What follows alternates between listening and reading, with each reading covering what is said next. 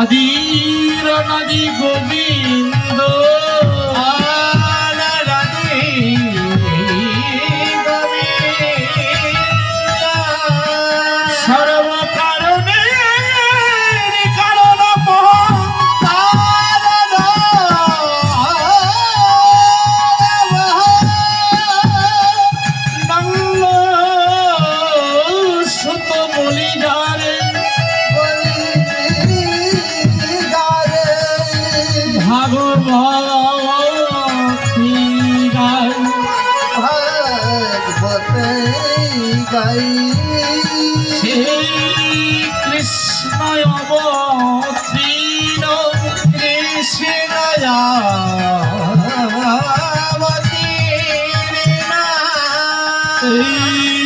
সোনার নদিয়ায় ওই রে সোনার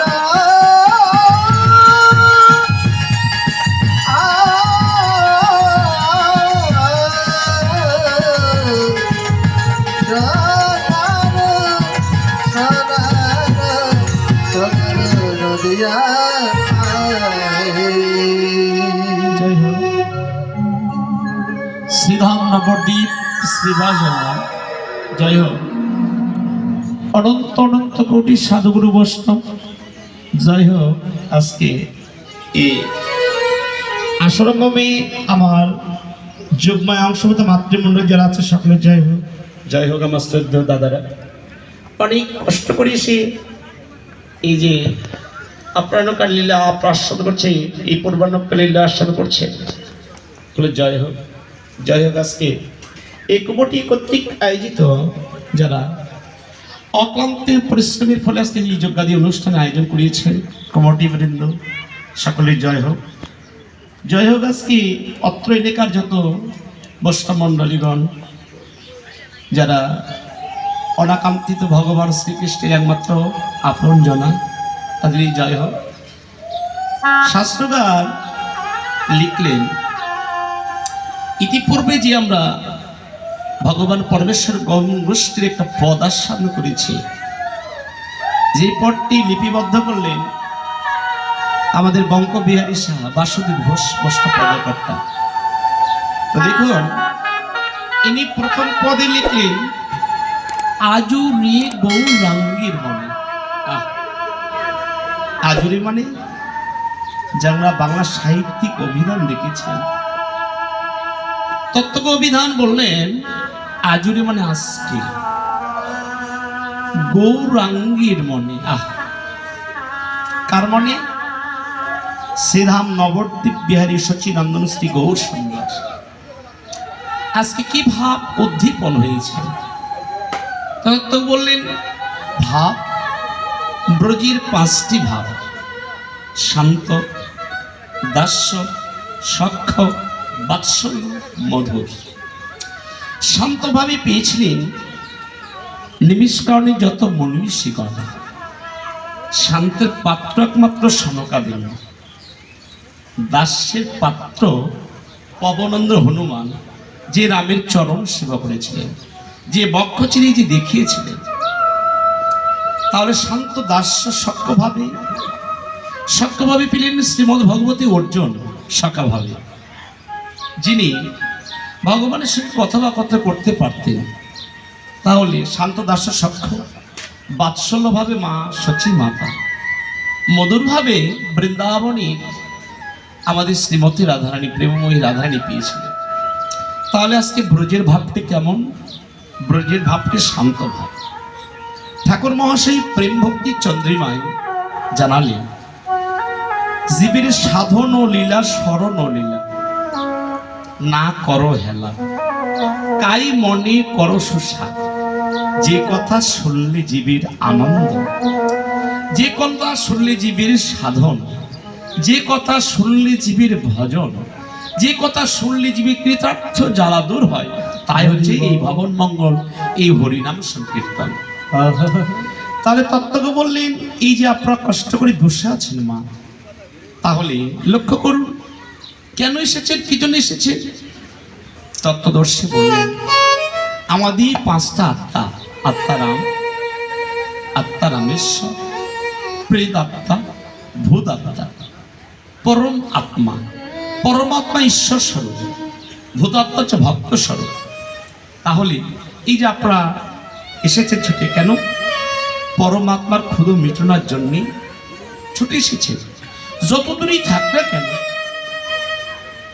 এই কণ্ঠে ধ্বনি যতক্ষণ শ্রবণ করবেন ঘরে বসে, ওই মনটি আর স্থির থাকে না। মা যতক্ষণ পর্যন্ত তাকে দর্শন না করার অত্যন্তই অনুপ্রেরিত হয়, ততক্ষণ পর্যন্ত আপনি আপনার এই মায়ার ঘরে আর বসত করতে পারবেন না। তাহলে আজুরি গৌরাঙ্গীর মনে কি ভাব উঠল? তাহলে এই ভাব কারা বোঝেন? দর্শন শাস্ত্র বললেন এই ভাব একমাত্র ভাবক ব্যতীত এই ভাব কে বুঝতে পারেন। 10 অধ্যায় প্রমাণ করলেন বাবা এই জড়ীয় জগতে। তাহলে যদি সাধন যদি জীবের একমাত্র আশ্রয় হয়, তাহলে যে যা ভাবিতে ভাবে দেহ ত্যাগ করে পূর্ণবার দেহ ওখান থেকে লাভ করতে পারে। তাহলে আমাদের একমাত্র ভাবনাই আশ্রয়। জগতে যে যত ভাববে, যে যত ভগবানকে নিয়ে ভাবনা করবে, তার ভাবনা তত তো প্রচুর কৃপা হবে। ভক্তিশাস্ত্র আরো বললেন, দেখুন জড়ীয় জগতে যেমন শত নদীর আশ্রয় হয়, যেমন সমুদ্রে এক হয়ে যায়, আজকে একমাত্র ভক্তর আশ্রয় শ্রী গৌরের শ্রীপাদ পদ্ম, ব্যাধিত আর অন্য কিছু নয়। তাহলে আজুরি গৌরাঙ্গীর মনে কি ভাব ওঠে? ধবলি শ্যাওলি বলে গৌর আমার সখনে ডাকি কেন? শ্রীধাম নবদ্বীপে সে গৌরীর এমন ভাব কেন বা ঘটলে? ভক্তিশাস্ত্র বললেন 3 সাত চরিতার্থে আমি যাব নদিয়ায়। 3টি সাত, যেমন বৃন্দাবনী, যেমন রাধারানী কৃষ্ণ বলি কেঁদেছিল, কান্না একমাত্র আশ্রয় ছিল যার।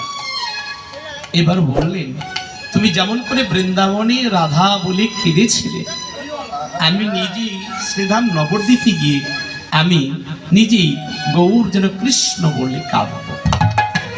1 2 3 সাত চরিতার্থে আমি তো যাবো নদিয়ায়, আর তোমার প্রেমের ঋণ শোধ করতে আমি যাব নবদ্বীপে, গৌর হব, 2টি দেহই এক হব। আর 3য় সাত, এই 3 বাঞ্ছা সে পূর্ণ করবার জন্য শ্রীধাম নবদ্বীপে অবতীর্ণ হবে। আমাদের চৈতন্য চরিতামৃত বললেন রাধা কৃষ্ণ এক আত্মা, 2 দেহ ধরি অন্যান্য বিলাসে রস আস্বাদন করিবার লাগে, 2 এক হয়ে নদী হব চৈতন্য গোসাই, নিজ ভাব সাধিতে যাব নদিয়ায়। তুমি থাকবে অন্তরে, আমি থাকবো বাহিরে, এই 2 ভাব প্রকটিতে আমি গৌর হব, নিজেও কাঁদবো, জগৎকে কাঁদাবো। ও বাবা, ভগবান কাঁদবে কেন? জড়ীয় জগতে আমরা সকলেই জানি মা, ভক্ত শুধু ভগবানকে পাওয়ার জন্য কাঁদে। ভক্তিশাস্ত্র বললেন শুধু ভগবান কাঁদে না, আজকে ভক্ত কাঁদে। প্রমাণ গীতাতে বললেন না হং তিষ্ঠামি বৈকুণ্ঠ যোগী নাং হৃদয় নাচ, যত মদ ভক্ত তিষ্ঠামি গায়ত্রী হি নারদ। নারদ, এই জড়ীয় জগতে কোনো ভক্ত যদি একবার আমার দিকে একটু 2 হাত তুলে করে যে ডাকে আমি ভগবান বললাম, আরো 2 হাত বাড়িয়ে তারা পর্যন্ত হয়ে যায়। হরি বল, হরি বল। তাহলে এবারে এই ভাব তো বোঝাও যায় না, এইভাবে কেবল তারাই বোঝে, বলে সেই তো বোঝে রে বলি, সেই তো বোঝে রে। ওই যাদের গুরু কৃপা লাভ হয়েছে, বলি সেই তো বোঝে রে। ওই না গুরু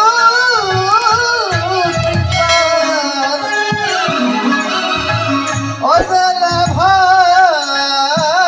ভাইছে,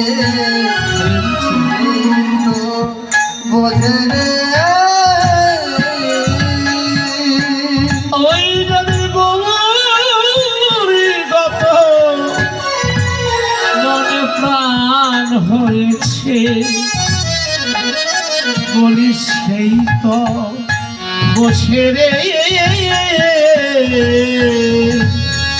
আরে গৌরের কথা মনে প্রাণ হয়েছে এই তো বোঝে রে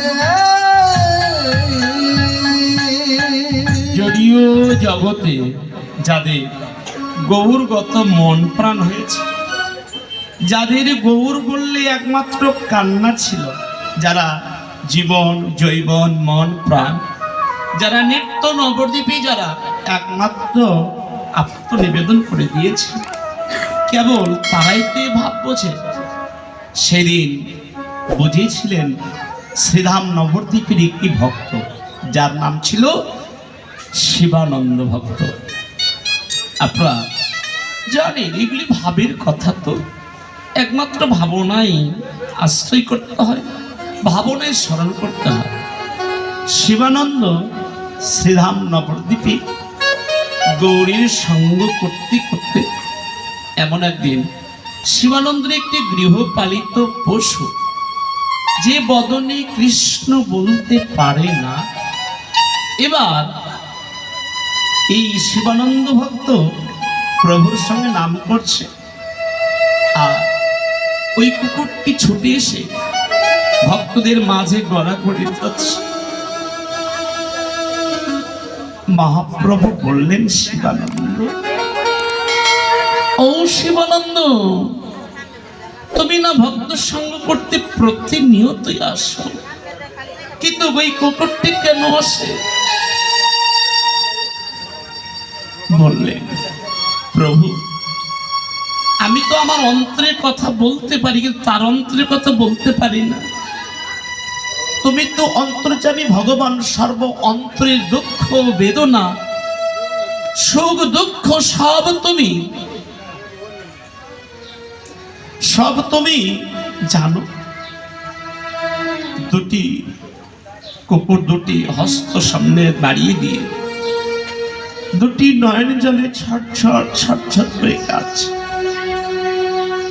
মহাপ্রভু বললেন, কুকুর, তোর যে হৃদয়ে এত প্রেম জানতাম। ভগবান অন্তর জানিত, অন্তরের কথা বুঝতে পারলেন। বলল কুকুরটি হৃদয়ে বলছে, ভগবান, যদি আমাকে পশু কুলে নয়, যদি আমাকে একবার নরকুলে আমায় যদি জন্ম দিতে, যদি আমায় নরকুলে যদি জন্ম দিতে, আবার কৃষ্ণ বলে গৌর বলে কাঁদতাম। হরি বল, হরি। যদি মনের পশু হয়েও যদি সে কৃষ্ণ বলে কাঁদতে পারে, দুটি চরণের থলি বক্ষে নিয়েছে। প্রভু হে, আমার আর পশুকুলি জন্ম নয়, তুমি যে কোলে আমায় জন্ম দাও, হে আমায় পশুকুলে জন্ম নয়, যেন আমায় মনুষ্য কুলি একবার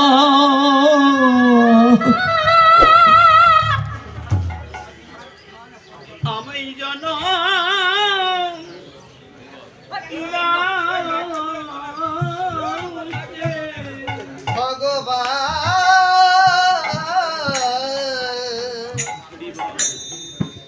একবার মনুষ্য কুলে আমায় জানা